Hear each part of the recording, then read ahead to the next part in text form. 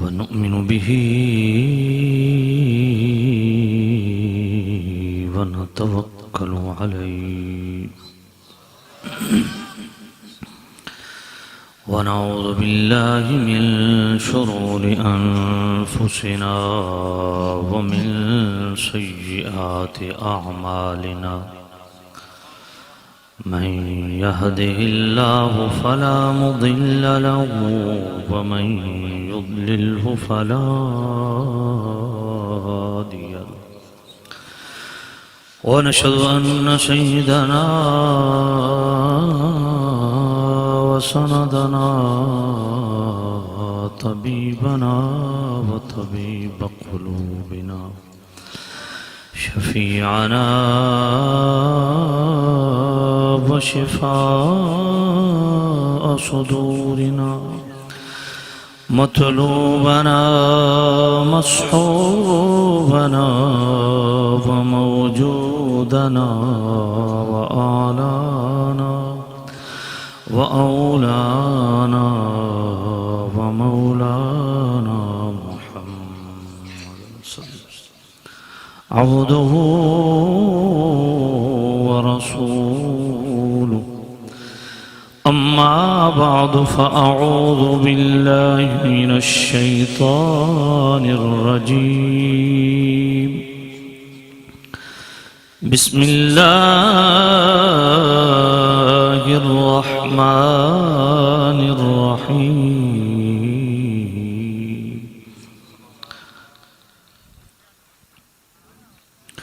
وإذا قيل لهم تعالوا إلى ما أنزل الله وإلى الرسول رأيت المنافقين يصدون عنك صدودا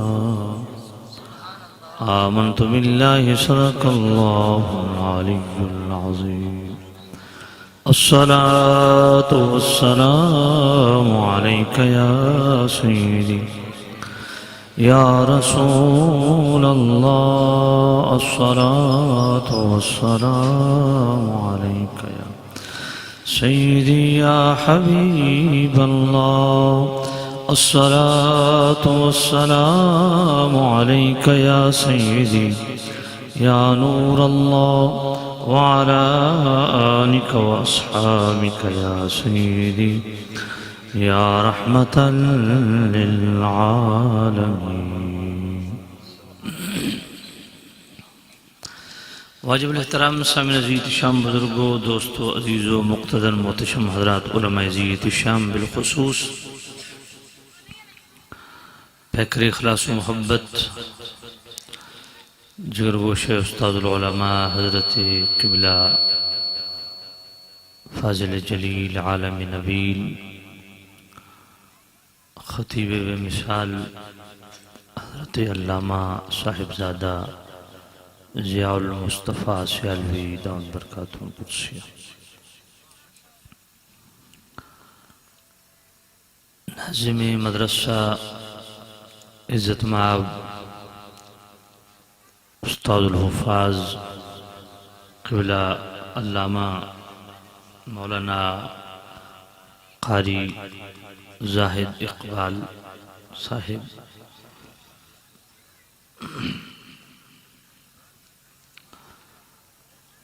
جنہوں نے اپنی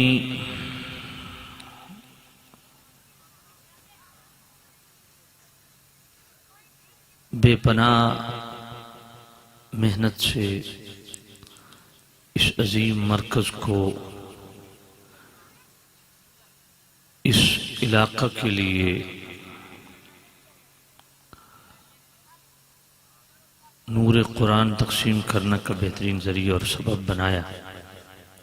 اللہ تعالیٰ اس ادارے کو، اس جامعہ کو مزید جامعیت عطا فرمائے، مزید برکت نصیب فرمائے. جن بزرگوں کی ایصال ثواب کے لیے جناب حاجی اولیاء کے والد محترم دادا جان دادی جان ناصر عرفان صاحب کے والد محترم اور ملک فدا حسین کی زوجہ، تمام مرحومین کے لیے اللہ تعالیٰ اس محفل کو باعث سے بخشش و نجات بنائے۔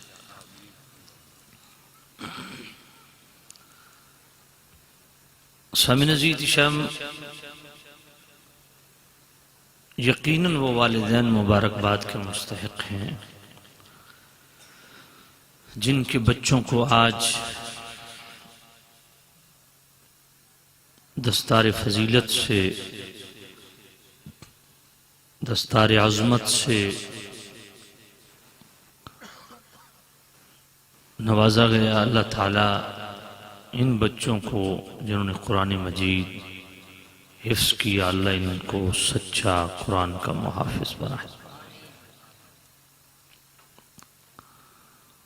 بہت خوشی ہوئی کہ اس دور دراز علاقے میں آپ حضرات نے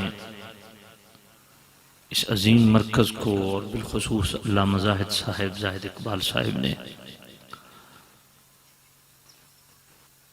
واقعتاً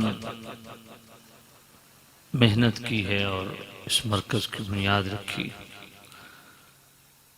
اور مجھے اس سے بڑھ کے خوشی یہ ہے کہ علامہ زاہد اقبال صاحب جس طرح اہلیان بروالا کی خدمات کو پیش فرما رہے تھے، یہ بڑی خوش آئند بات ہے اور بہت حوصلہ افزا بات ہے کہ آپ حضرات نے اس مدرسہ کو اپنا مدرسہ سمجھا ہے، اور صرف اخلاقی تعاون، زبانی کلامی تعاون سے بڑھ کے جو مالی تعاون آپ فرما رہے ہیں، اللہ تعالیٰ آپ کو جزائے خیر عطا فرمائے۔ یقیناً ایسے مدارس، ایسے مراکز کو سپورٹ کرنا کسی سعادت سے کم نہیں ہے۔ محدث تبری فرماتے ہیں، وقت کے جلیل القدر محدث، وہ فرماتے ہیں کہ ہم 6 ساتھی تھے، حصول علم کے لیے ہم نے دور کا سفر کیا۔ ایک بڑے ماہر استاد کا پتہ چلا، ہم بڑے دور دراز سفر کر کے ان کے پاس پہنچے، عرض گزار ہوئے حضور پڑھنے آئے ہیں بڑی دور سے۔ تو استاد صاحب نے فرمایا کہ بیٹا میں پڑھانے سے تو انکار نہیں کرتا، لیکن آپ کو کچھ کھلانے کے لیے، آپ کی ضروریات پورا کرنے کے لیے میرے پاس کچھ بھی نہیں ہے۔ بڑے کٹھن حالات تھے وہ وقت بھی تھے، یہ مدرسوں میں لنگر کا تصور بھی نہیں تھا، وہ وقت بھی گزرے ہیں۔ حضرت شیخ عبد القادر جیلانی جیسی ہستیاں فرماتی ہیں کہ غربت کا یہ عالم تھا کہ پتے کھا کے ہم تعلیم حاصل کرتے تھے، یہ وقت۔ امام محمد جیسی ہستیاں فرمایا لگاتار 3 دن ایک پیاز کھا کے ہم نے گزارے کی۔ تو بڑا کٹھن وقت بزرگوں نے دیکھا۔ اب تو ماشاءاللہ بچوں کے لیے 3 ٹائم لنگر بہترین تیار ہوتا ہے۔ تو محدث تبری فرماتے ہیں کہ ہم نے عرض کی حضور ہم 6 طالب علم ہیں، ہم کچھ جمع پونجی گھر سے لے آئے ہیں، بس آپ مہربانی کریں پڑھانے کے لیے ہمیں تیار ہوں۔ وقت کتنا جلدی بدل گیا۔ وہ وقت تھا کہ استاد کی منتیں کرنی پڑتی تھیں، حضور آپ پڑھائیں۔ اب یہ وقت آ گیا ہے کہ استاد منتیں کرتا ہے کہ بچوں پڑھو۔ تو محدث تبری کہتے ہیں کہ وہ آمادہ ہو گئے، ہم پڑھنا شروع ہو گئے۔ مدرسے کے ساتھ یہودی کی ایک ہی دکان تھی اس علاقے میں، یہودی تھا، وہ یہودی المذہب تھا، ہم اس سے سودا لیتے تھے۔ جو جمع پونجی ہم 6 نوجوانوں کی تھی وہ بڑی جلدی ختم ہو گئی،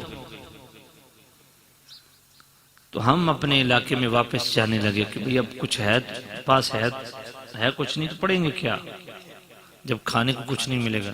تو ہم اس تھوڑا قرض تھا اس دکان والے کا جو یہودی تھا، اس کے پاس گئے، اسے کہا بھائی بات یہ ہے ہم مسافر تھے، ہمارے پاس جمع پونجی ختم ہو گئی ہے، تو جو تھوڑا بہت آپ کا قرض ہے وہ آپ بتا دیں، یہاں سے قافلے پیدل گزرتے ہیں، ہمارے علاقے سے بھی قافلے یہاں سے گزر کے تجارتی قافلے آگے جاتے ہیں، تو ہم آپ کی جو قرض ہے وہ کسی کو دیکھ کے روانہ کر دیں گے۔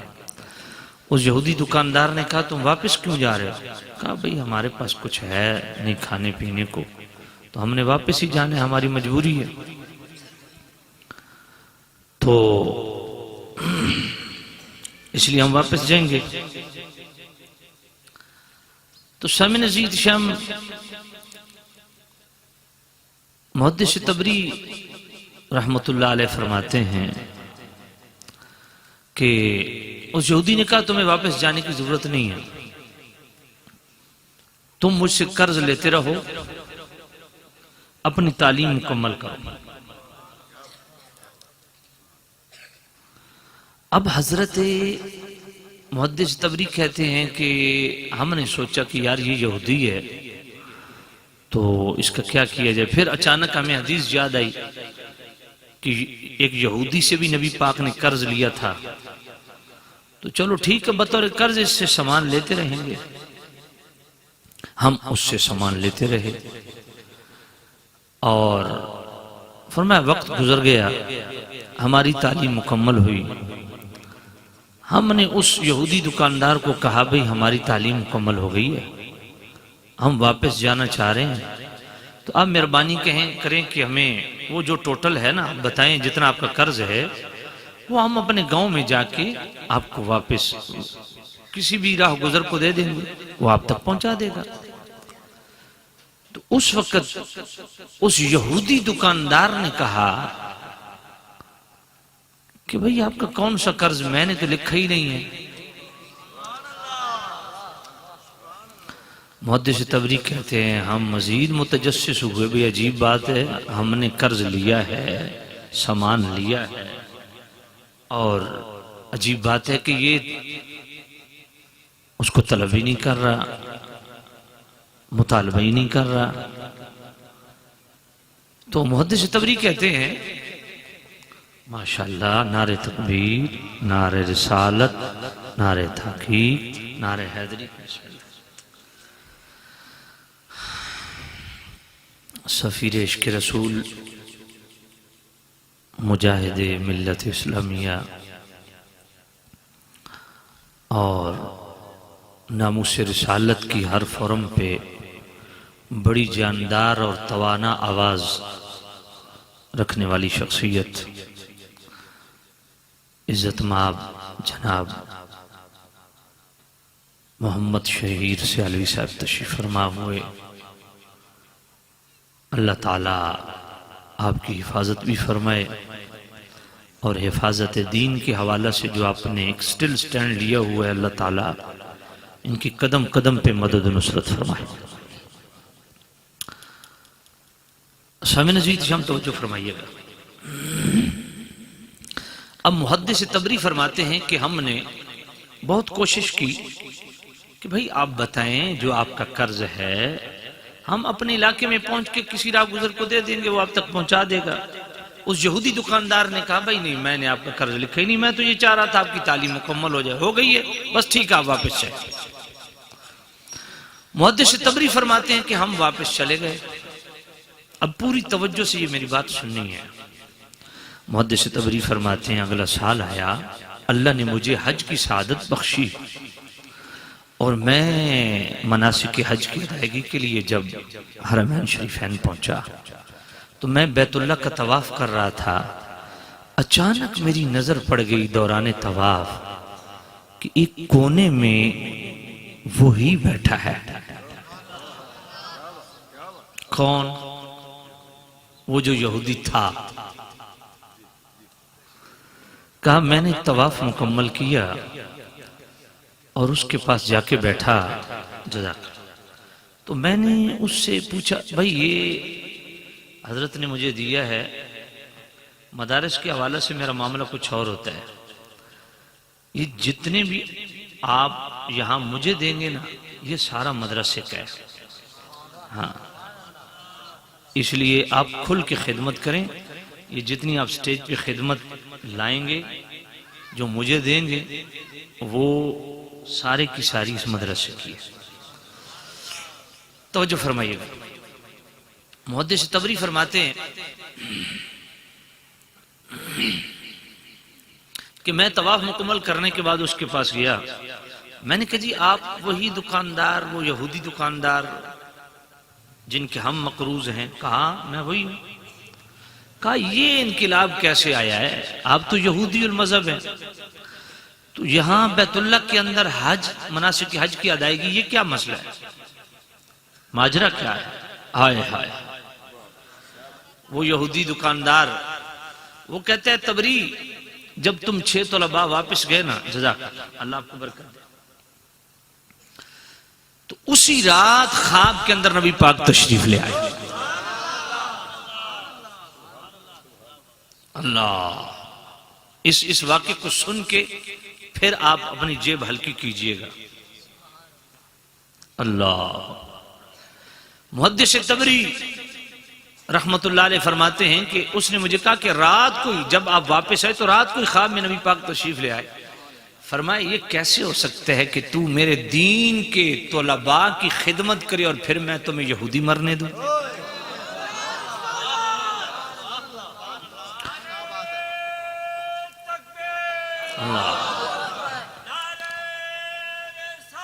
فرمایا کلمہ پڑھ، کہتے ہیں میں نے کلمہ پڑھا۔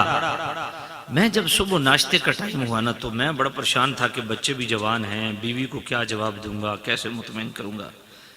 تو کہتے ہیں میرے سامنے میری بیوی بیٹھ گئی تو دیکھ دیکھ کے نا مجھے ہنستی ہے۔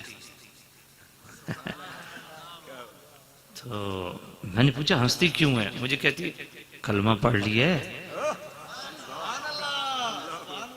کہا تجھے کیسے پتا چلا؟ کہا جو تجھے رات کو پڑھا گئے نا وہ مجھے بھی رات کو پڑھا۔ اللہ،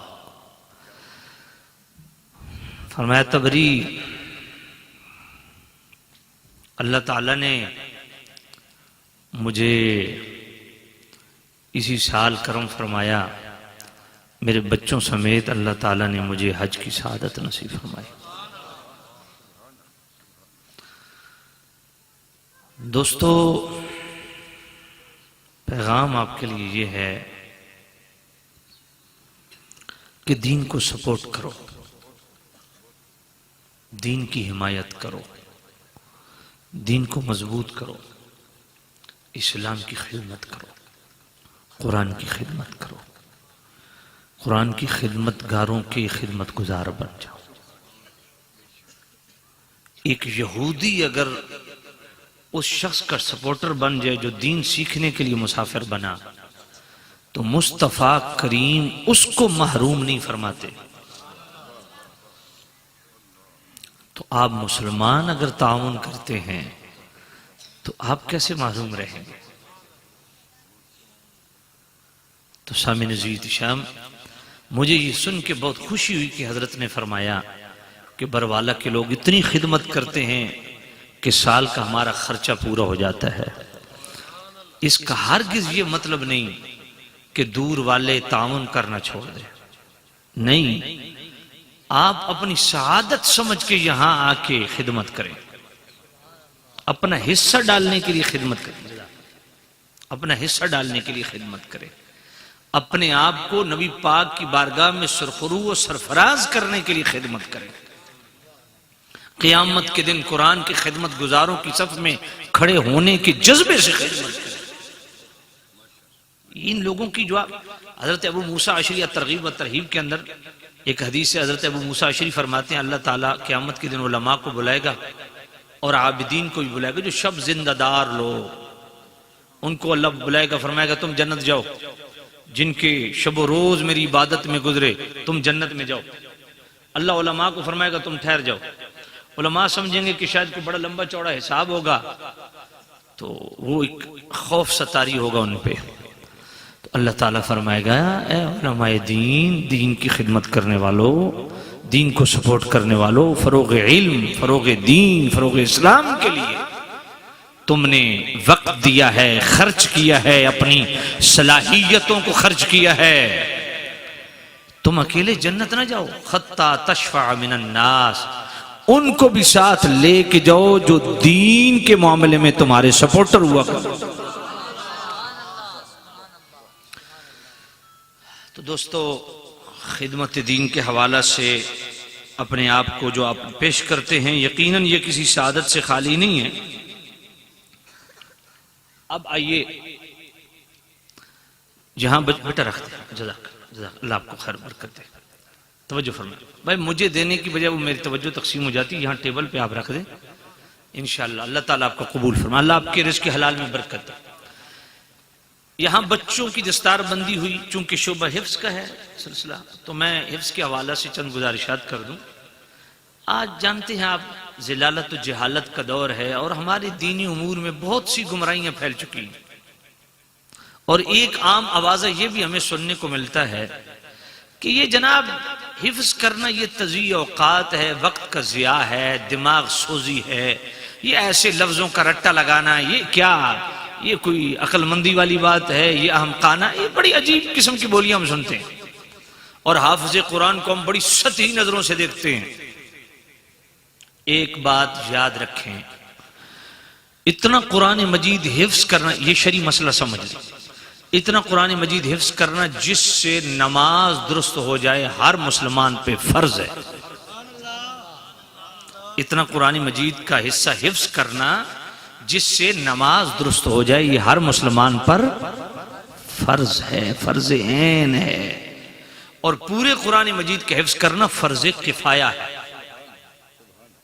اس لیے حضرت علی قاری جنہوں نے 11 سال حرم مکہ کی امامت کروائی، اور 11 سال حرم مکہ کے در و دیوار کے سائے میں بیٹھ کے رسول اللہ کی حدیث پڑھائی، محدث کبیر مفتی الاناف حضرت علی قاری، وہ فرماتے ہیں جس علاقے میں ایک بھی قرآن پڑھنے والا نہ ہو، وہ سارا علاقہ گناہگار ہے۔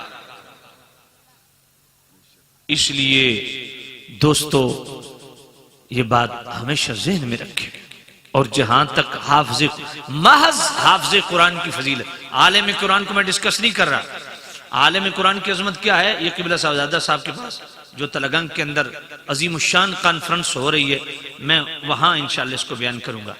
یہاں میں شعبہ حفظ سے ریلیٹڈ یہ ادارہ ہے، اس حوالے سے چند گزارشات کروں گا۔ صرف حافظ قرآن کی شان کیا ہے، محض حافظ قرآن، ابن ماجہ کی حدیث، سنن نسائی کی حدیث، اور ابن حبان کے اندر بھی موجود ہے۔ حضرت عبداللہ ابن عمر رضی اللہ تعالیٰ عنہما روایت کرتے کہ میرے کریم نبی نے فرمایا، یقال لصاحب القرآن اقرأ وارتقب۔ یہ قیامت کے دن دنیا کا یہ معاملات نہ دیکھو، دنیا کا عز و شرف وقتی ہوتا ہے۔ کیا ہم نے نہیں دیکھا کہ یہاں لوگ زبردستی اقتدار پہ قبضہ کرنے والے بھی جوتوں کی برسات میں روانہ ہوتے ہیں؟ یہ دنیا کی جو عزت ہے یہ وقتی چیز ہے میرے بھائی، یہ ہمیشہ کی عزت نہیں ہے۔ اس میں معاشی سٹرینتھ رکھنے والے یاد رکھیں، قبیلائی ہڈی پہ ناز کرنے والے یاد رکھیں، اپنی لسانی اور قبیلائی سسٹم پہ ناز کرنے والی یہ بات ذہن میں رکھیں۔ معاشی، معاشرتی، اقتصادی، لسانی، قبیلائی، یہ سارے سسٹم منہدم ہونے والے ہیں، اور ان کا عزت و شرف وقتی ہے، ان کا وقار وقتی ہے۔ جو قرآن سے جڑا ہے، قرآن سے جس کو عزت ملی ہے، وہ دائمی عزت ہے۔ اس میں بعد میں بات کرتا ہوں، سبحان اللہ۔ بلکہ ایک حدیث سنا دیتا ہوں، حضرت عائشہ الصدیقہ روایت کرتی ہے، ان لکل شیء شرفین یتباہون بہ وان بہاء امتی وشرفها القرآن۔ اب جو لوگ ذلیل و خوار ہو گئے، سیاسی لوگوں کی چاپلوسیاں کر کر کے برباد ہو رہے ہیں، ذلت و رسوائی کا نمونہ بنے ہوئے ہیں، وہ ذرا سنیں، اپنی معیشت کو مستحکم کرنے کے لیے ذلیل و خوار ہو گئے ہیں، حرام حلال کی تمیز ختم ہو گئی ہے، وہ ذرا سنیں۔ کئی ایکڑ زمینوں کے مالک لوگ سنیں،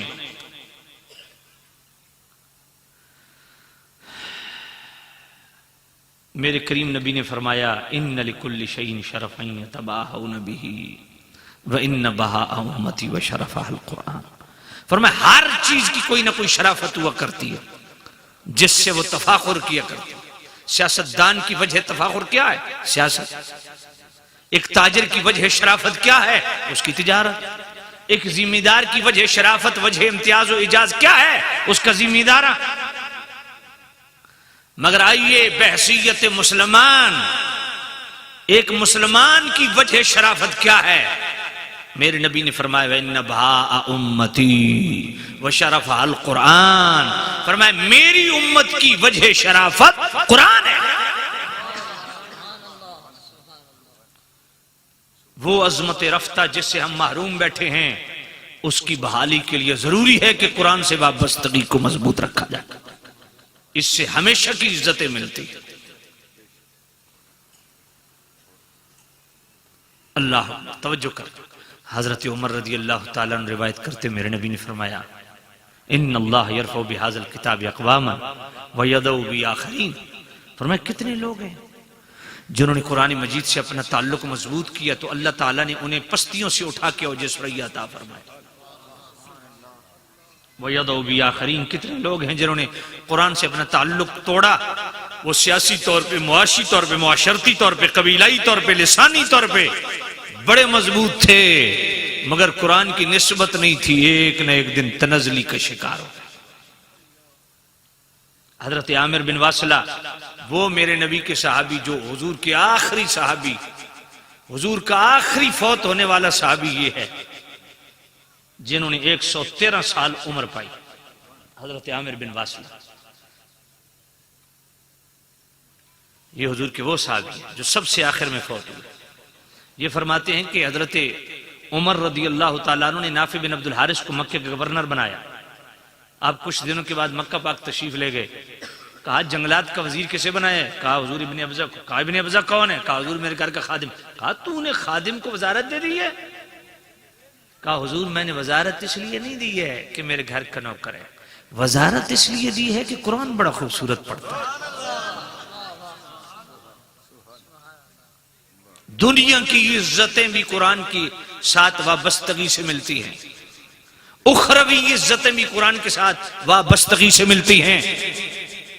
یہ میرے عظیم نوجوان، میرے اقبال کا شاہین، شہیر سیالوی، پاکستان میں درجنوں اس نام کے لوگ ہوں گے پر ان کا تعارف کہاں ہے؟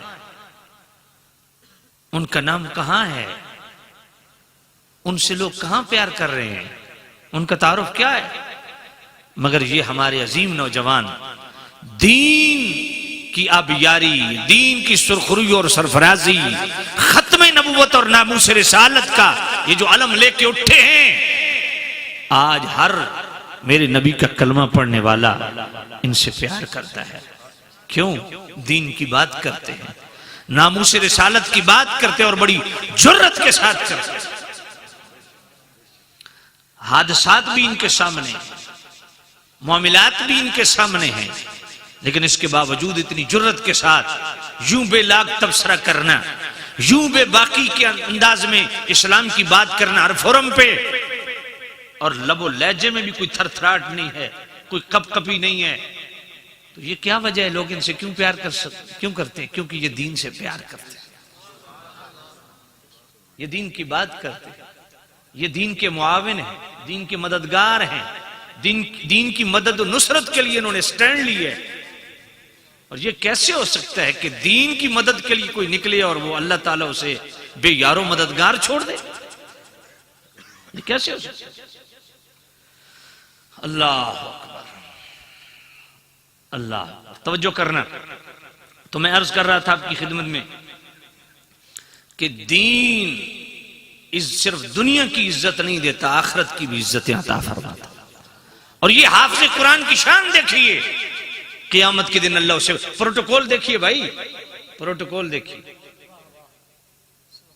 آج کسی کو جناب والا عزت افزائی کے لیے کوئی ایم پی ایم این نے بلا لے نا تو وہ آپے سے باہر ہو جاتا ہے. سبحان اللہ، اگر میرا اللہ بلا لے ہائے ہائے، میرا اللہ بلائے، عزتوں کا مالک بلائے، حافظ قرآن ادھر آ، یہ جنت تیرے سامنے ہے، قرآن مجید پڑھتا جا اور جنت کے درجات چڑھتا جا۔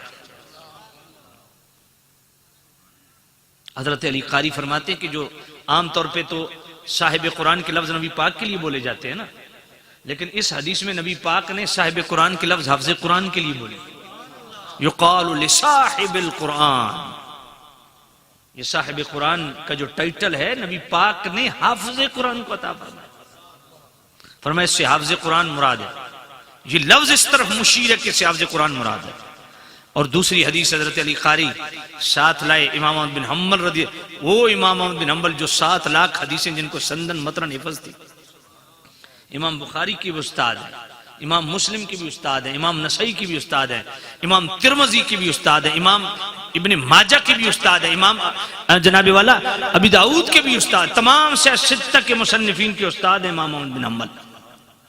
انہوں نے مسند احمد کے اندر یہ حدیث لائی کہ قیامت کے دن کہا جائے گا حافظ قرآن کو حتیٰ یقرأ شیئا معہ، یہاں تک کہ وہ پڑھے جو اس کے ساتھ ہے، کہا اس کے ساتھ یہ لفظوں والا قرآن تو ہوگا نہیں، تو کون سا قرآن اس کے ساتھ ہے جو پڑھے؟ فرمایا جو اس کے دل میں محفوظ ہے۔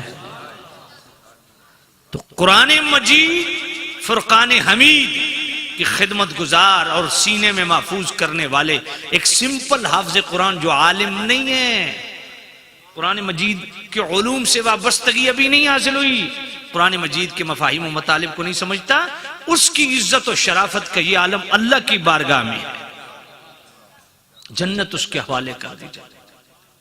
اللہ جہاں لوگ جنت کو ترستے ہوں گے، اللہ کی رحمت کا سایہ، اللہ کی عرش کا سایہ ڈھونڈتے ہوں گے، مگر حافظ قرآن اپنے مقدر پہ ناز کر تجھے تو وہ سایہ نصیب ہوگا کہ اللہ تعالیٰ اپنی رحمت کے سائے میں لے کے جنت کا تجھے اختیار دے دے گا، جتنی آیتیں پڑھے گا اتنی تیری جنت۔ یہ حافظ قرآن۔ امام طبرانی حضرت انس سے یہ حدیث لاتے، حضرت انس راوی ہیں کہ جو ناظرہ حافظ اپنے بچے کو پڑھاتا ہے نا، ناظرہ پڑھانے والے کے والدین کے اللہ پچھلے گناہ معاف کر دیتا ہے، اور جو حافظ بنائے بچے کو قیامت کے دن اللہ تعالی حافظ قرآن کے والد کو 14ویں رات کے چاند کے مشابہ اس کو تاج پہنائے گا، اور اللہ فرمائے گا حافظ قرآن یہ جنت تیرے سامنے ہے، ایک آیت پڑھ ایک درجہ بلند، حافظ قرآن ایک آیت پڑھے گا اس کا بھی درجہ بلند، ساتھ والد کا درجہ بھی بلند۔ تو جتنے حافظ قرآن کے درجات بلند ہوتے جائیں گے اتنے والد کے درجے بھی بلند ہوتے جائیں گے۔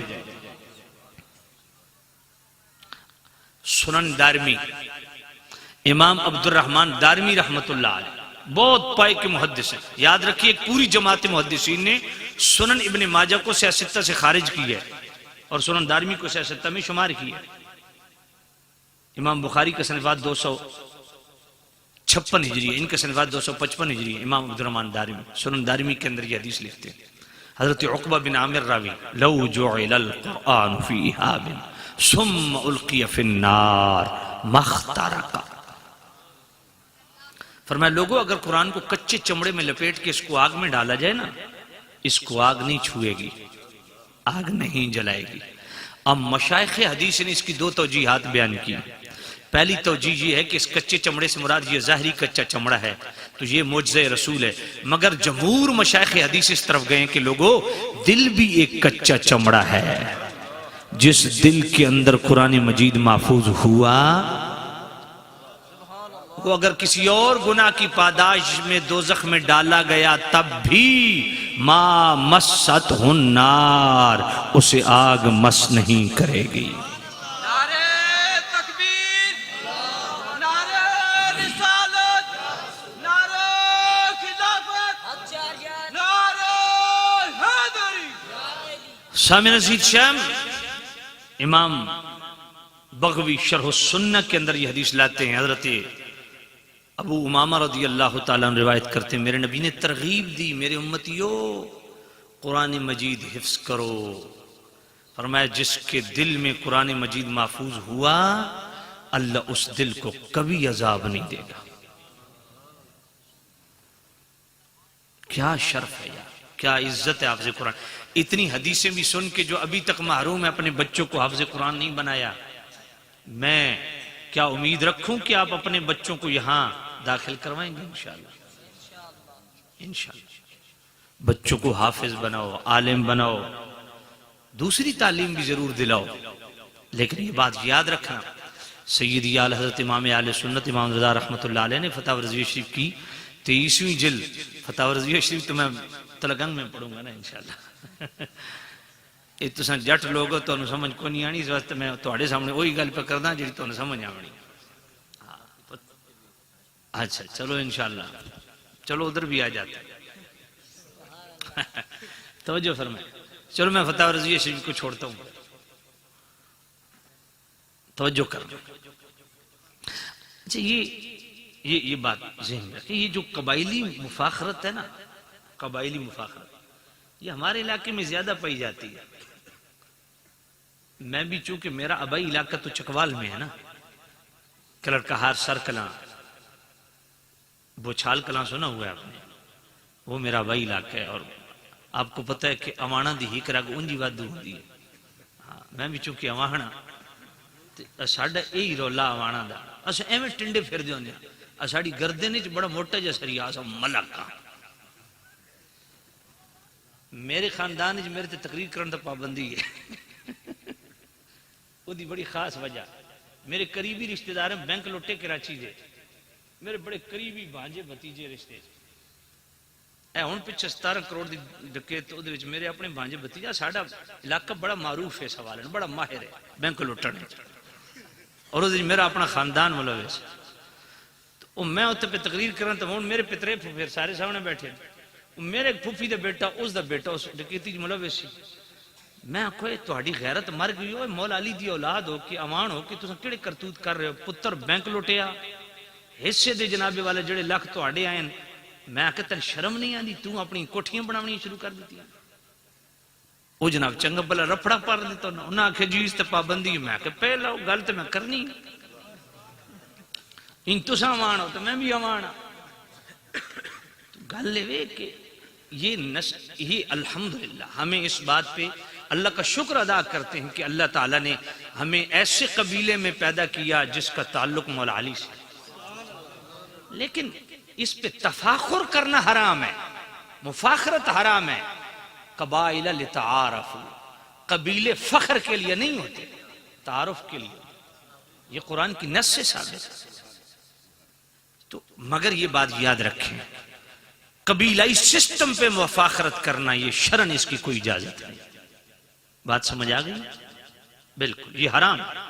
معاشی سٹرنتھ پہ جناب والا مفاخرت حرام ہے. مفاخرت کرنی ہے نا تو پھر آئیے صحابہ کس بات پہ مفاخرت کرتے.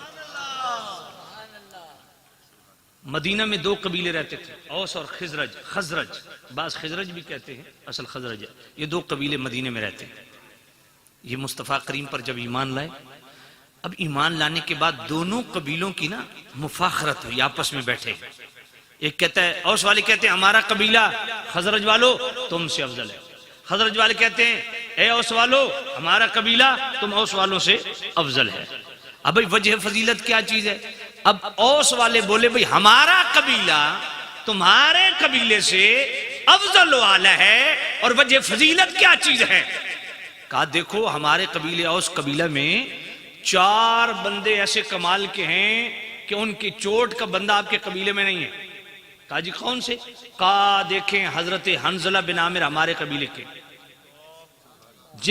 جن کو شہادت کے بعد فرشتوں نے آسمانوں پہ لے جا کے غسل دیا.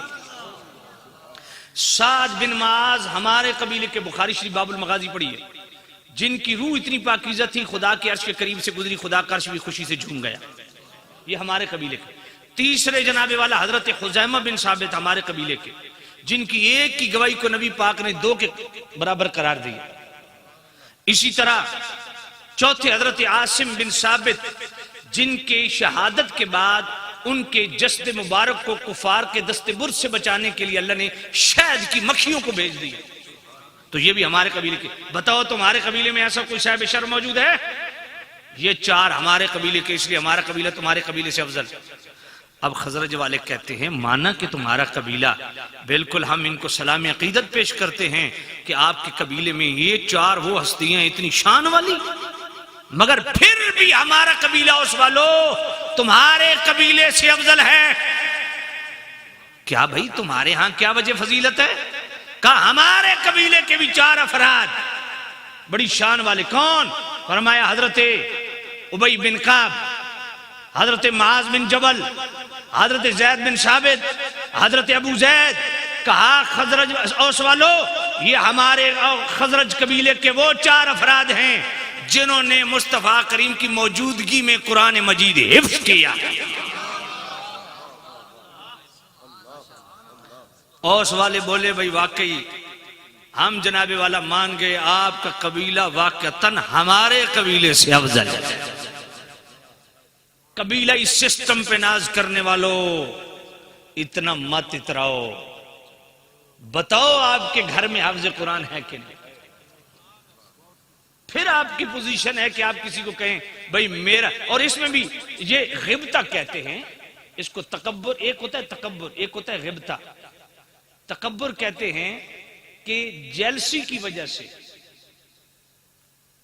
کسی کے متعلق اس طرح کے خیالات رکھنا، یہ حرام ہے۔ ایک غبطہ ہوتا ہے، غبطہ ہوتا ہے کہ بئی مانا اللہ کی بارگاہ، مالک یہ جو کرم تو نے اس پہ کیا یہ مجھے بھی عطا فرما۔ تو بھائی یہ اس پہ اللہ کا آپ شکر ادا کریں، اور یہ چیز وجہ امتیاز ہے کہ آپ کے گھر میں کوئی حافظ قرآن ہو، اور یہ امت کا بہت بڑا شرف۔ دیکھیں امم سابقہ گزری ہیں، تورات کس نبی پہ نازل ہوئی؟ حضرت موسیٰ علیہ السلام سے۔ زبور شریف حضرت داؤد علیہ السلام سے۔ جناب والا انجیل حضرت عیسیٰ علیہ السلام سے۔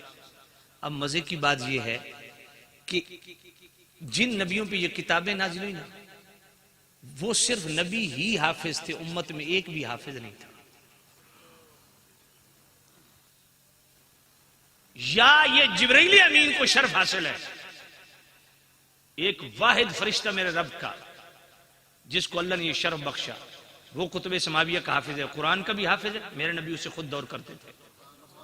وہ تورات کا بھی حافظ ہے، وہ زبور کا بھی حافظ ہے، وہ انجیل کا بھی حافظ ہے۔ یہ شرف صرف اور صرف امم سابقہ کی بات کریں امت مصطفیٰ کو چھوڑ کے، تو یہ یا جبرائیل کو یہ شرف حاصل ہے، اکیلے تنہا جبرائیل کو، یا سابقہ انبیاء جن پر یہ کتابیں نازل ہیں وہ حافظ۔ اس امت مصطفیٰ کو اللہ نے یہ شرف بخشا کہ مصطفیٰ کریم کے صدقے امت میں لاکھوں کروڑوں حافظ ہیں۔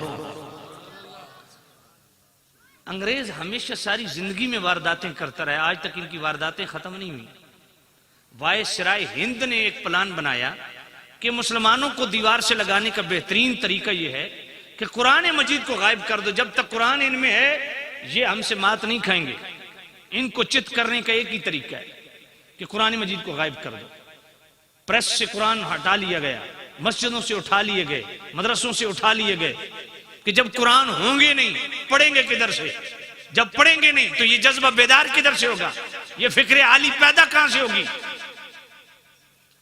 جب اس نے سارے مدرسوں سے قرآن اٹھوا لیے، مساجد سے اٹھوا لیے، پریس پہ پابندی لگا دی، ایک نابینا حافظ قرآن دلی کی کچی مسجد میں بیٹھ کے اس نے چیلنج کیا، وائسرائے ہند تو نے پریس بند کر دیا، مسجدوں سے قرآن اٹھا لیے، تو نے مدارس سے قرآن اٹھا لیے، مگر یہ جو ہمارے سینے میں محفوظ ہیں اس کو کیسے ختم کر پائے گا؟ اب وائسرائے ہند نے کہا سروے کرو دلی شہر میں حافظ قرآن کتنے ہیں، ان کو ختم کر دو، بات ختم۔ تو سروے میں پتہ چلا کہ صرف ایک دلی شہر میں 1,00,000 حافظ قرآن موجود ہے۔ اس کی ساری تقریب کاری وہ دھڑام سے ختم ہو گئی۔ اپنے بچوں کو حافظ بناؤ، ہائے ہائے، اس سے اللہ تعالی ہمیشہ کی عزتیں نصیب فرمائے گا، کیونکہ یہ بے مثال کلام ہے، جو اس سے جڑ گیا وہ بھی بے مثال ہو جاتا ہے۔ اب چونکہ سعادت صاحب نے حکم دے دیا ہے کہ ترنم کے لوگ شوقین ہیں، چلو میں قرآن پڑھنے لگا ہوں۔ اللہ کا قرآن. آئیے نا قرآن کتنا بے مثال کلام ہے. سورۃ الاسراء آیت نمبر 88. نہیں چس کے تسم ہی پورے کرو اپنے تو پھر سبحان اللہ بھی تو اڑی نہ نکلے گل کوئی نہیں. سبحان اللہ. میں دونوں کام کر سکتا ہوں. ترنم میں خطاب سننا ہے تو آپ خود بولیں گے، وگرنہ پروفیسر ہمارا لیکچر وہ تو بڑا آسان ہے، میں دے رہا ہوں. ٹھیک ہے کیوں شیر سیالوی صاحب یہ تو بہت آسان توجہ کرنا. اللہ اکبر. تو سامنے سے توجہ کر رہے ہیں. میں قرآن پڑھنے لگا ہوں بھائی محبت سے.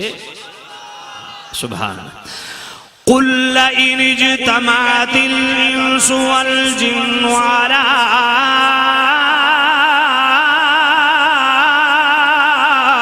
ان يأتوا بمثل هذا القرآن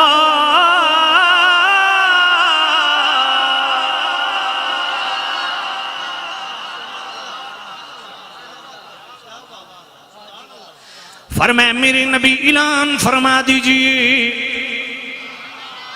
جتنے بھی سرکش انس ہیں، جتنے بھی سرکش جن ہیں، ان جن و انس کو اکٹھا حکم دے دیجئے اے سرکش جن و انس اکٹھے ہو جاؤ، قرآن مجید کی مثل لانے میں اکٹھے ہو جاؤ.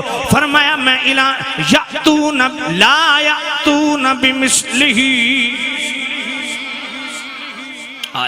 فرمایا تم سارے سرکش جن و انس اکٹھے ہو جاؤ قرآن کی مثل کلام لانے پہ. پہلے جو آواز کھلی ہوئی تھی وہیں رکھی. فرمایا سارے جن و انس سرکش اکٹھے ہو جاؤ قرآن کی مثل لانے پہ. فرمایا لا یأتون بمثلہ، میں اللہ کہہ دیتا ہوں تم اس قرآن کی مثل کلام نہیں لا سکتے. جب پورے کلام کے مقابل کلام نہ لا سکے تو جنابی والا سورہ ہود کی آیت نمبر 13 کے اندر رب ذوالجلال نے دوسری مرتبہ چیلنج دہرایا اور ارشاد فرمایا فَأْتُوا بِعَشْرِ سُوَرٍ مِثْلِهِ.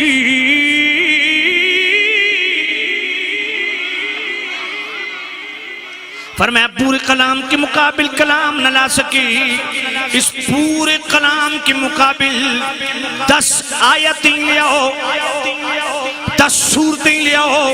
اور جنابی والا جب وہ 10 سورتیں بھی اس کے مقابل نہ لا سکے تو سورہ یونس کی آیت نمبر 38 کے اندر رب ذوالجلال نے تیسری مرتبہ چیلنج دہرایا اور فرمایا قُلْ فَأْتُوا بِسُورَةٍ مِثْلِهِ. فرمایا کلام کے مقابل 10 سورتیں بھی نہ لا سکے تو کم از کم جنابی والا اس کے مقابل 1 سورت ہی لے آؤ. جب وہ 1 سورت بھی نہ لا سکے تو رب ذوالجلال نے چوتھی مرتبہ چیلنج سورہ طور کی آیت نمبر 34 میں دہرایا. فرمایا فَلْيَأْتُوا بِحَدِيثٍ مِثْلِهِ. فرمایا اس کے مقابل 1 آیت ہی لے آؤ.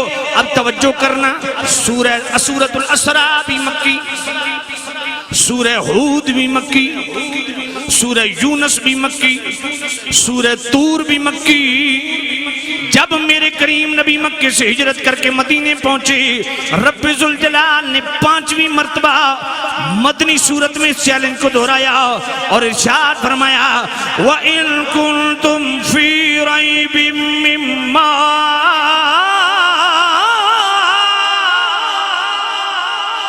نزلنا على عبدنا فأتوا بسورة من مثله.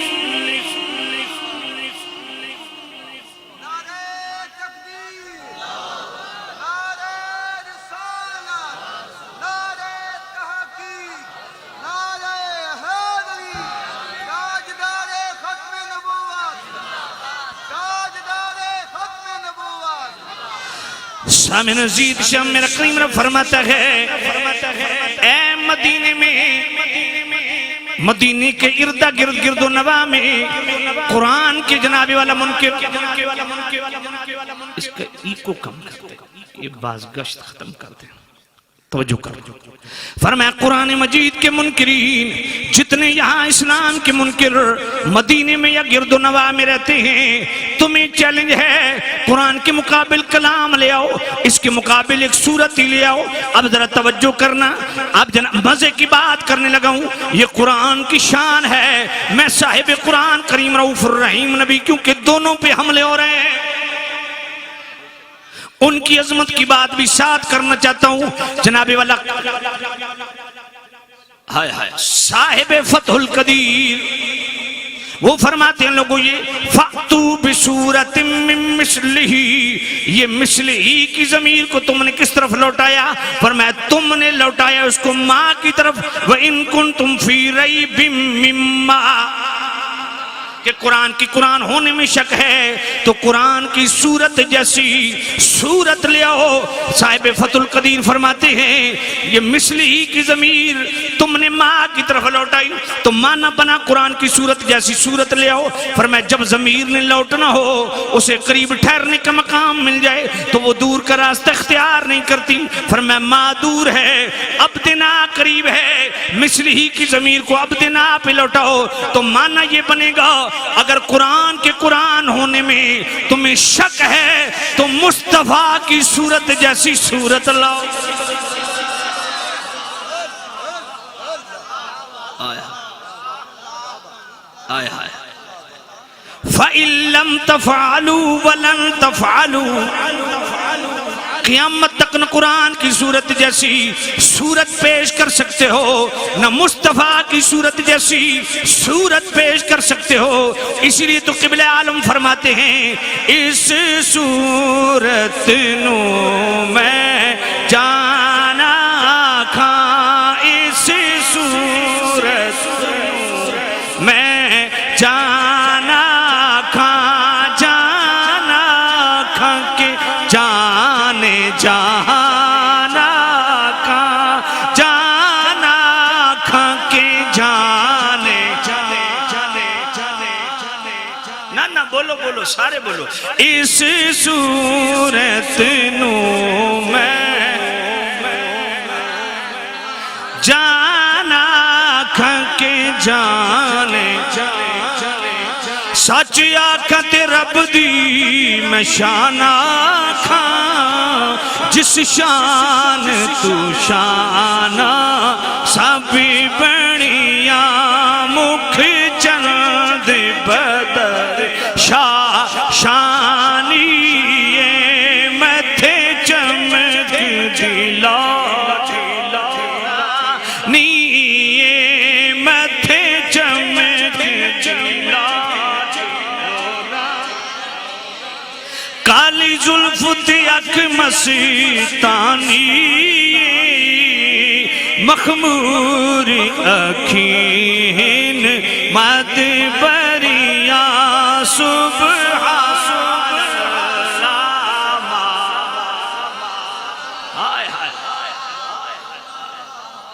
فَإِن لَّمْ تَفْعَلُوا وَلَن تَفْعَلُوا، قیامت تک کے لیے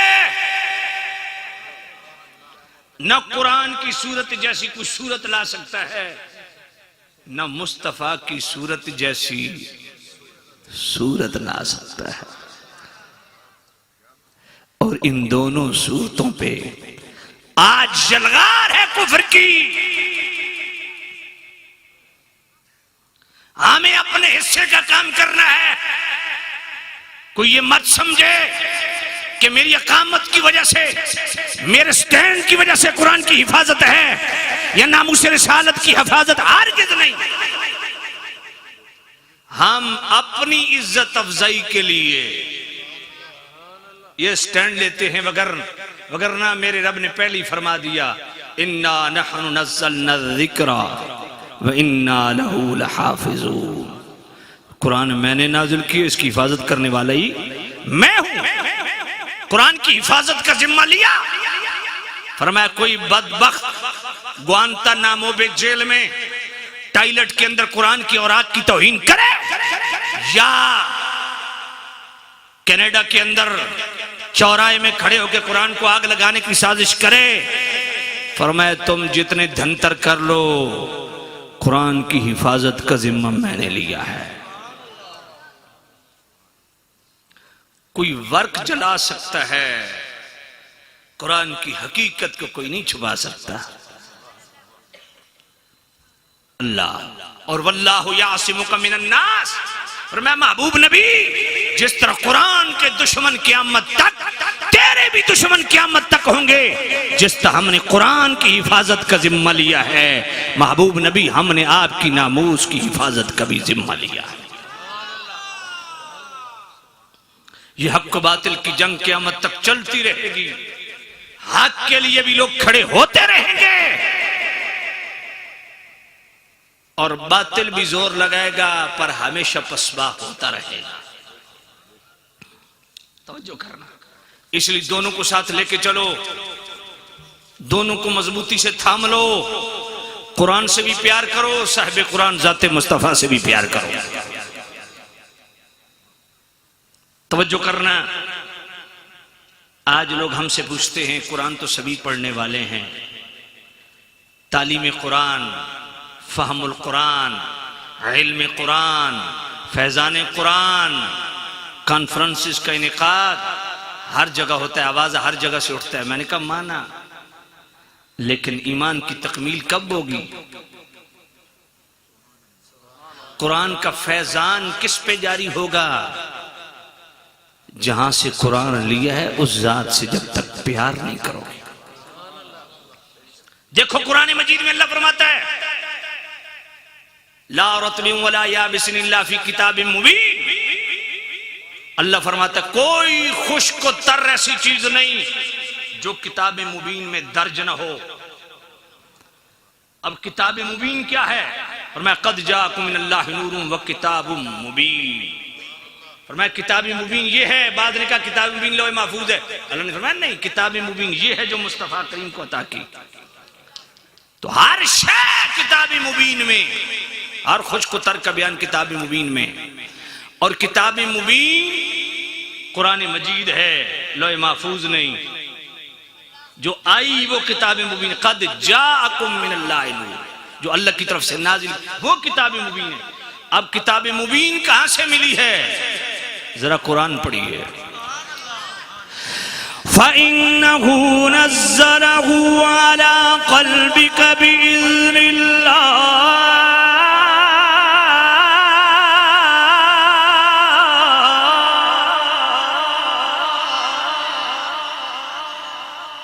سبحان اللہ۔ فرمایا قرآن جبرائیل لے کے میرے نبی کے دل پہ نازل ہوا۔ یا نبی اللہ، کتاب، یہ کتاب مقدس قرآن مجید آپ کے قلب کی خیرات ہے، قرآن قلب رسالت سے ملا ہے۔ اب توجہ کرنا، ہر چیز کا بیان، تمام علوم قرآنی آیات میں، اور قرآنی آیات حضور کے سینے میں، اس کو صغرا قبول کر لو کہ تمام علوم قرآن میں، اس کو کبرا تسلیم کر لو کہ تمام علوم مصطفیٰ کے سینے میں۔ ایجاب صغرا اور کلیت کبرا، اس کا نتیجہ موجبہ کلیہ نکلتا ہے۔ فرمایا قرآن جب بھی ملے گا، قرآن کا فیضان عطا ہوگا، قرآن کا فہم ملے گا، وہ دربار رسالت سے ملے گا۔ میرے اقبال نے اسی لیے تو کہا تھا لاغوں بھی تو قلم بھی تو، لاغوں بھی تو قلم بھی تو، تیرا وجود الکتاب، لاغوں بھی تو قلم بھی تو، تیرا وجود الکتاب، گنبد آبگی نہ رنگ تیری محیط میں ہو باب، گنبد آبگی نہ رنگ تیرے میں ہو باب، لوح بھی تو قلم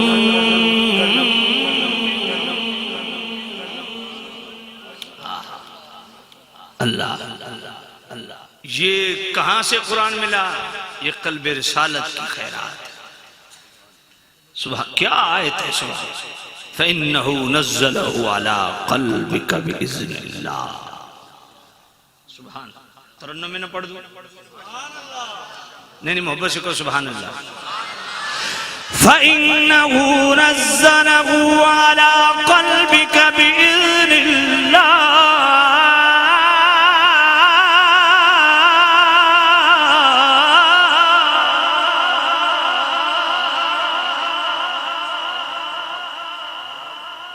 سبحان اللہ فَإِنَّهُ نَزَّلَهُ عَلَىٰ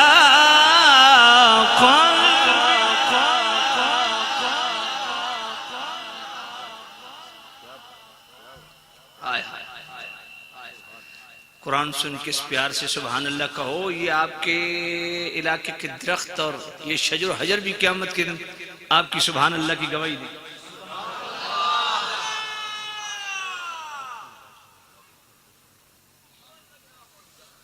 اللہ جی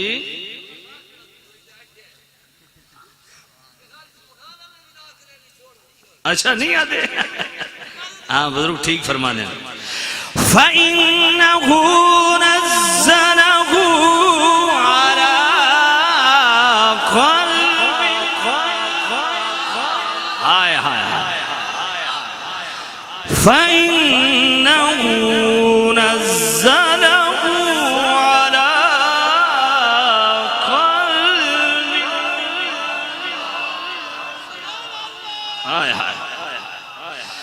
فَإِنَّهُ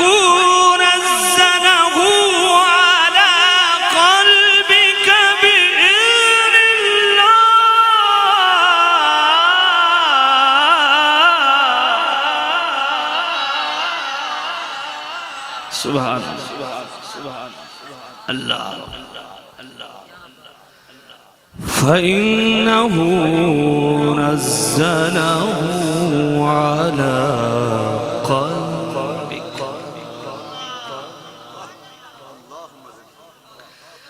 فَإِنَّهُ نَزَّلَهُ عَلَىٰ قَلْبِكَ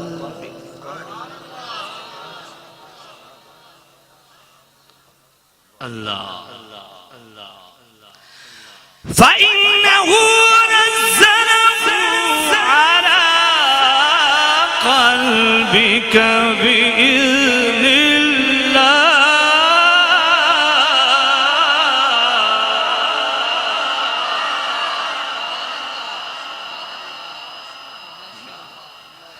میں محبوب نبی یہ قرآن آپ کے دل پہ نازل ہوا جملہ میں بولنے لگا ہوں ایسا جملہ کہ دل کو لگے گا اور دل والی سبحان اللہ سننے کی ڈیمانڈ کروں گا توجہ کر رہا ہوں اگر قرآن اتنا پاک ہے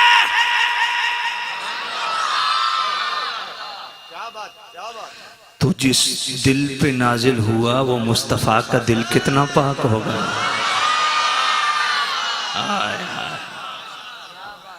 ہائے قرآن کے فیضان کی اگر یہ برکتیں ہیں تو فیضان رسالت کی کیا شان اللہ سبحان اللہ قرآن قلب رسالت سے جڑا ہوا ہے قرآن چاہیے تو مصطفیٰ سے جڑ جاؤ ہاں یہ دو نور ہیں جو اللہ نے اس امت کو عطا فرمائے ان دونوں سے جڑنا پڑے گا میں نہیں کہتا قرآن کہتا ہے قَدْ جَاءَكُم مِّنَ اللَّهِ نُورٌ وَكِتَابٌ مُبِينٌ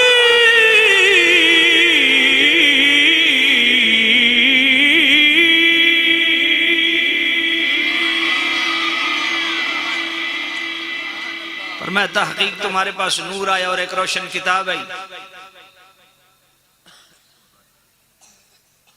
تو یہ دو نور ہیں، یہدی بہ اللہ یہدی بہ، یہی ضمیر واحد کی ہے. یہ کس طرف راجع ہے، اس کا مرجع کیا ہے؟ اچھا یہدی بہ، یہی ضمیر واحد کی بول کے گویا ہمیں عقیدہ دے دیا کہ قرآن اور مصطفیٰ کا فیضان الگ الگ نہیں. توجہ ہے کوئی نہیں؟ فرمائیں ان کو اکٹھا کرو تب ہدایت ملے گی. حضرت علی قاری مفتی الاناف محدث کبیر اور پھر متاخرین مفسرین میں صف اول کی ہستی علامہ آلوسی بغدادی، ان دونوں سے یہی پوچھا گیا کہ جی کچھ لوگ کہتے ہیں قرآن سے مراد تو قرآن ہے، تو نور سے مراد بھی قرآن ہے. تو انہوں نے فرمایا اگر یوں مان لو کہ قرآن سے مراد بھی ذات مصطفیٰ ہے، کتاب مبین سے مراد بھی ذات مصطفیٰ ہے، نور سے بھی مراد ذات مصطفیٰ ہے، تو رکاوٹ کون سی چیز ہے؟ کیونکہ مظہر للاحکام والاحوال والاخبار، قرآن بھی ماضی حال استقبال کھول کھول کے بیان کر رہے ہیں، مصطفیٰ کی ذات بھی ماضی اور حال استقبال کھول کھول کے بیان کر رہے ہیں. بلکہ پڑھیے بخاری شریف، حضرت انس رضی اللہ تعالیٰ عنہ آگے کریم بتقاضے بشریت طبیعت بوجھل ہے تشریف نہ لائے. مصلی مأموروا ابا بکر فلیصلی بالناس، فرمایا ابو بکر کو نماز پڑھائے. آئے آئے میں پڑھ رہا تھا سیدی اعلیٰ حضرت رحمت اللہ علیہ کی 28ویں جلد فتاوی رضیہ شریف، اس کا سیکنڈ لاسٹ رسالہ غایت التحقیق فی امامت علی و صدیق. ایک خادم نے کہا مولا علی سے عرض کیا، اے مولا علی، مصطفیٰ کریم نے آپ کو خلیفہ بنایا تھا، ابو بکر کیسے خلیفہ بن گیا؟ تو مولا علی نے فرمایا بے وقوف تمہیں کس نے کہا کہ مجھے مصطفیٰ نے خلیفہ بنایا؟ کہا تو مصطفیٰ نے کس کو خلیفہ بنایا؟ فرمایا کسی کو نہیں. تو کہا ابو بکر کیسے خلیفہ بن گئے؟ تو مولا علی نے فرمایا یاد رکھو مولا علی کو ہم نے خلیفہ بنایا. مولا علی آپ نے کیوں ان کو خلیفہ بنایا؟ فرمایا اس لیے بنایا، توجہ ہے آپ، اس لیے بنایا کہ مصطفیٰ کریم نے اپنی زندگی میں ان کو ہمارے دین کا امام بنایا، تو ہم نے ان کو اپنی دنیا کی امامت کے لیے بھی چن لیا. بات سمجھ آئیے؟ فَأَدَّيْتُ إِلَىٰ رَبِّي حَقَّهُ وَعَرَفْتُ لَهُ طَاعَتَهُ. یہ مولا علی کا فرمان ہے. فرمایا مولا علی فرماتے ہیں یہ ابو بکر کا حق تھا جو میں نے ان کو خلافت کے لیے میں نے بھی چنا، دیگر صحابہ نے بھی چنا. وَعَرَفْتُ لَهُ طَاعَتَهُ. مولا علی فرماتے ہیں کہ میں نے ابو بکر کی اطاعت کو لازم جانا، تبھی ان کی اطاعت کی ہر معاملے میں. خیر یہ ٹاپک الگ ہے، پھر کبھی عرض کروں گا. آج ماشاءاللہ بھانت بھانت کی بولیاں بولی جا رہی ہیں اور صحابہ کے متعلق منہ کھولا جا رہا ہے. جو ذاکر بولتا ہے وہ کہتا ہے دیکھیں جی بی بی دربار میں گئی تھی جن کا لقب یہ بطول، دنیا میں کوئی رغبت ہی نہیں ہے، دنیا کے ساتھ کوئی محبت ہی نہیں ہے، وہ باغ لینے کے لیے دربار میں گئی. انا للہ و انا الیہ راجعون. جو دن کے وقت اپنا جنازہ نہ اٹھنے دیں کہ کسی کی نظر نہ پڑے، وہ دربار میں گئی تھی باغ لینے. سمجھ نہیں آئی ہے؟ جو 3 دن لگاتار صرف افطاری کا سامان ہو وہ بھی اٹھا کے دے دے، وہ باغ لینے گئی تھی.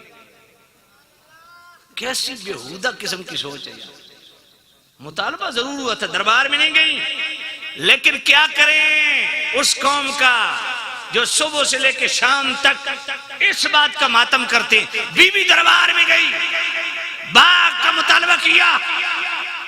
سیالوی کی ایک بات یاد رکھنا، جو بندہ کہے دربار میں گئی اسے اگلا مسئلہ بعد میں سمجھانا. ایک ایسا جملہ دے رہا ہوں خدا کی قسم، باغ بھول جائے گا یہ بات سن کے ان لوگوں کو. اس بات پہ ان کو پکڑو، ان کو خود کو باغ نظر آنے لگ جائیں گے.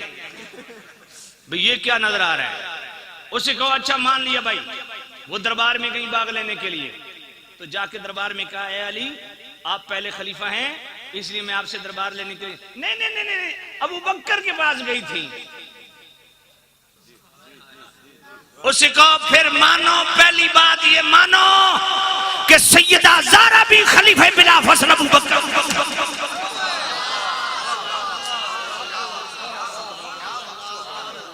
وگرنہ اگلی گل ہی بعد چ میں آدھا اے جناب نسخہ آزما کے ویکھو جب باغ بھول نہ گیا تو گل کرے انہوں نے آکھو جڑا میں تن باغ دکھا رہا پتر اتھے آنا ذرا صحابہ پہ بکواس کرتے ہو جو دین کو اٹھایا، دین کی عیاری کی، اپنے مال خرچ کی، اپنی جان خرچ کی، اپنی عزتیں خرچ کی، وطن چھوڑے، ان کے متعلق انا للہ و انا الیہ۔ تم اسلام کی عمارت کو منہدم کرنے پہ لگے ہوئے، تمہیں ہوش نہیں حالات کدھر جا رہے ہیں اور تم کیا وارداتیں کر رہے ہو؟ ٹکے ٹکے کا بندہ خدا کی قسم آج بیٹھ کے جناب سوشل میڈیا پہ وہ تماشا کر رہا ہے، صحابہ کی عزتوں سے کھیلا جا رہا ہے، باغ چھین لیا۔ اسے کہو ٹھیک ہے پہلے بات تو یہ ماننا، تم کہتے ہو خلیفہ بلا فصل مولا علی ہیں، تو سیدہ زہرا دربار میں جا کے کہتی ہیں علی میں تو آپ کو پہلا خلیفہ سمجھتی ہوں اس لیے آپ کے پاس آئی ہوں، یہ نہیں ابو بکر کے پاس گئی تھی۔ میں نے کہا پہلے پھر یہ مانو نا کہ ابو بکر کو پہلا خلیفہ سیدہ بھی سمجھتی تھی تبھی ان سے مطالبہ کیا تھا۔ باغ دی گل تو پھر بعد کرسانا، پہلے اتھے آؤ۔ اس پہ یہ جو میرا جمعہ تھا، اس سے جو پچھلا جمعہ نا میرا آفیشل پیج پہ پورا 1 گھنٹے کا خطاب باغ فدق پہ، میں نے سب سوالوں کے جواب دیے، وہاں سن لینا، موضوع دوسری طرف چلا جائے گا۔ تو میں کیا عرض کر رہا تھا؟ اللہ اکبر، سبحان اللہ، نور۔ حضرت انس فرماتے ہیں بتقاضے بشریت طبیعت بوجھل نبی پاک نے حضرت ابو بکر کو کہا مصلی امامت پہ کھڑے ہوں نماز پڑھائیں۔ مرو ابا بکر فلیصلی، اب ابو بکر پاک نے نماز پڑھانا شروع کر دی۔ توجہ ہے آپ کی؟ نماز پڑھانا شروع کر دی۔ مولا علی نے فرمایا او بے وقوف مجھے بتا کہ جب نبی پاک نے حضرت ابو بکر کو حکم دیا تھا ابو بکر مصلی پہ کھڑے ہو کے نماز پڑھاؤ، اس وقت میں کہیں غائب تو نہیں ہوا تھا، میں وہاں پاس موجود تھا۔ یہ مولا علی کا فرمان، فرمایا مؤذن اذان دیتا میں پاس موجود ہوتا، حضور کا نہ اچانک آقا کریم کا وصال ہوا نہ اچانک شہید ہوئے، اس مرض وفات میں کئی دن تک آپ رہے، تو اذان مؤذن اذان دیتا، حضور نماز کے لیے حکم حضرت ابو بکر کو، میں پاس موجود ہوتا، مؤذن آتا حضور کی اذان دیتا، حضور ابو بکر کو حکم دیتے نماز پڑھو، میں پاس موجود ہوتا، میں پاس موجود ہوتا، مجھے حکم نہیں دیا، ابو بکر کو دیا۔ یہ خود مولا علی فرما، بڑی لمبی حدیث ہے۔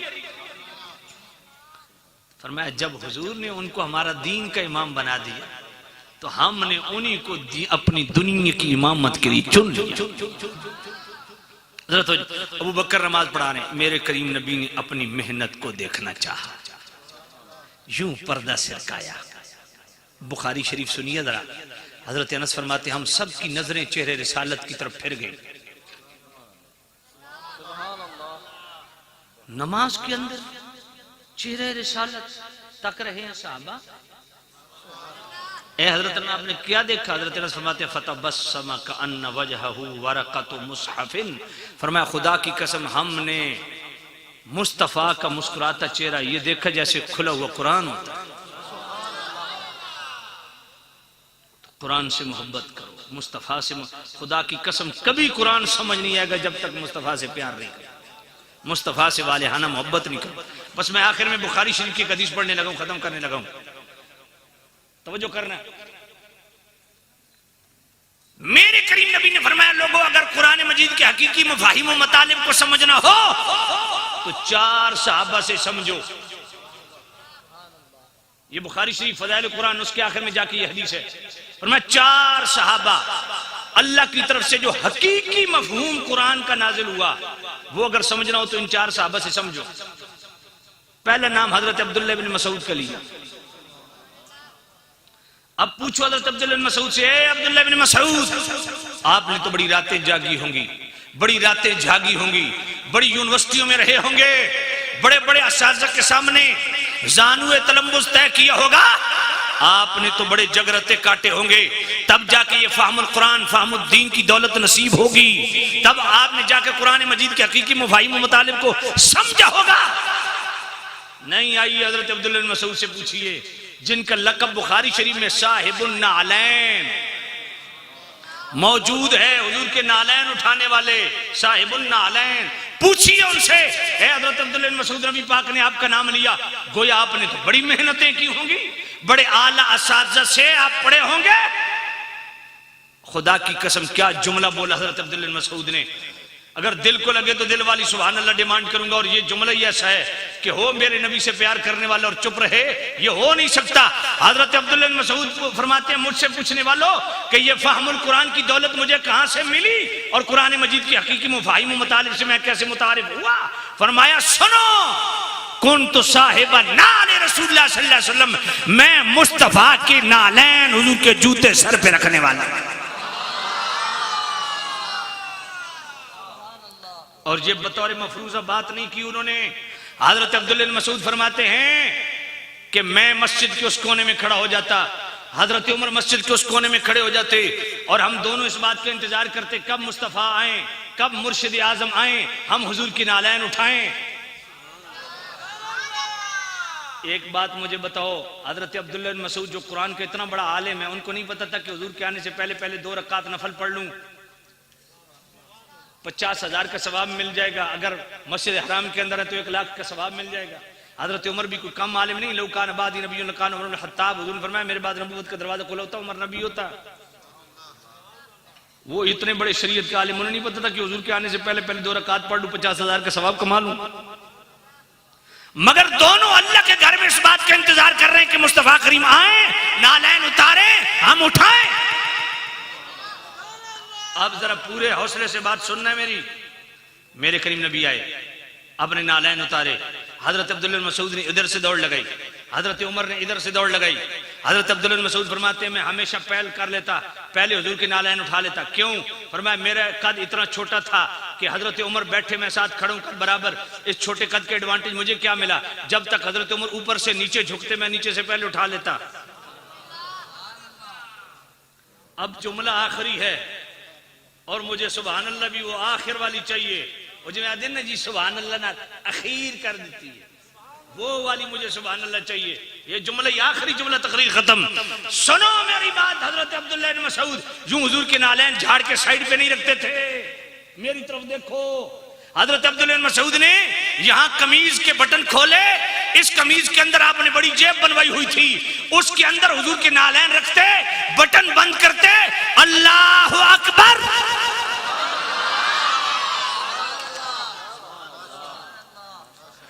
یہ ہے صحابہ کبار رضوان اللہ علیہ مجمعین کا حب رسول۔ حضور کے نالین اپنے سینے سے لگا کے اللہ کی بارگاہ میں حاضری دے رہے ہیں۔ سر پہ رکھنے کو مل جائے نال پاک حضور، سر پہ رکھنے کو مل جائے نال پاک حضور، سر پہ رکھنے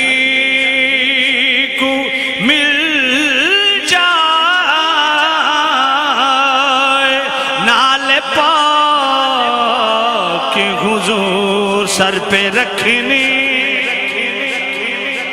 سر پہ رکھنے کو مل جائے نال پاک حضور، پھر کہیں گے کہ ہاں تاجدار ہم بھی ہیں، پھر کہیں گے کہ ہاں تاجدار ہم بھی ہیں، اور بالخصوص سنیوں کو تو یوں پڑھنا چاہیے، پھر کہیں گے کہ ہاں تاجدار ہم ہی ہیں، پھر کہیں گے کہ ہاں تاجدار ہم ہی ہیں، ہم ہی ہیں، ہم ہی ہیں، پھر کہیں گے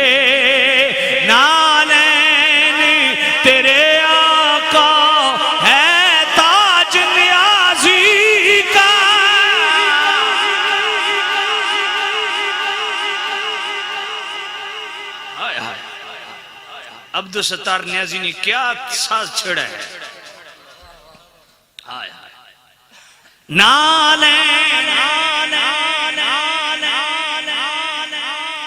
یا نبی اللہ نالین تیرے آقا ہے تاج نیازی. یا نبی ہمارے سروں کی دستار جو ہے نا یہ آپ کے نالین پہ قربان. نالین تیرے آقا ہے تاج نیازی کا. یا نبی اللہ ہماری جتنی عزتیں ہیں آپ کے قدموں پہ قربان. نالین تیرے آقا ہے تاج نیازی کا. نالین تیرے آقا تیری آقا میری آقا تیری آقا میری آقا تیری آقا میری آقا. نالین تیرے آقا ہے تاج نیازی کا. کچھ اور نہ جانے ہیں کچھ اور نہ جانے ہیں آقا تیرا شیدائی. کچھ اور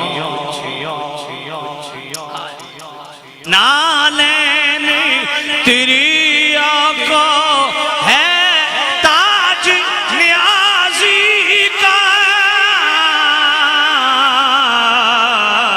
نالین تیرے آقا ہے تاج نیازی کا. کچھ اور نہ جانے ہیں آقا تیرا شیدائی. کچھ اور میرا شہید سیالی ایسے بے دھڑک ہو کے کیوں چلا جاتا ہے سفارت خانہ میں. کچھ اور ہائے ہائے ہائے کچھ اور نہ جانے ہیں. ہمیں سپر پاور سے نہ ڈرائیے, ہمیں امریکہ سے نہ ڈرائیے, ہمیں طاغوتی قوتوں سے نہ ڈرائیے, ہمیں یہودیوں کی رشوت دوانیوں سے نہ ڈرائیے, ہمیں قادیانیوں کے نیٹ ورک سے نہ ڈرائیے, کیونکہ کچھ اور نہ جانے ہیں آقا تیرا شیدائی. کچھ اور نہ جانے.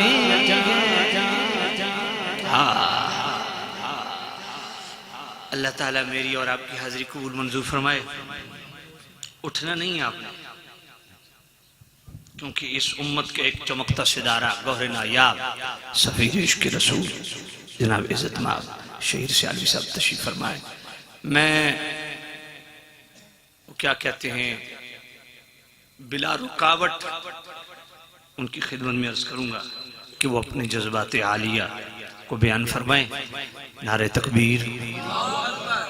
نہیں یار, اتنے بڑے مجاہد کا استقبال اور اتنی نہیں. سبحان اللہ. نعرہ تکبیر, نعرہ رسالت, نعرہ تحقیق, نعرہ حیدری, تاجدار ختم نبوت, ناموس رسالت,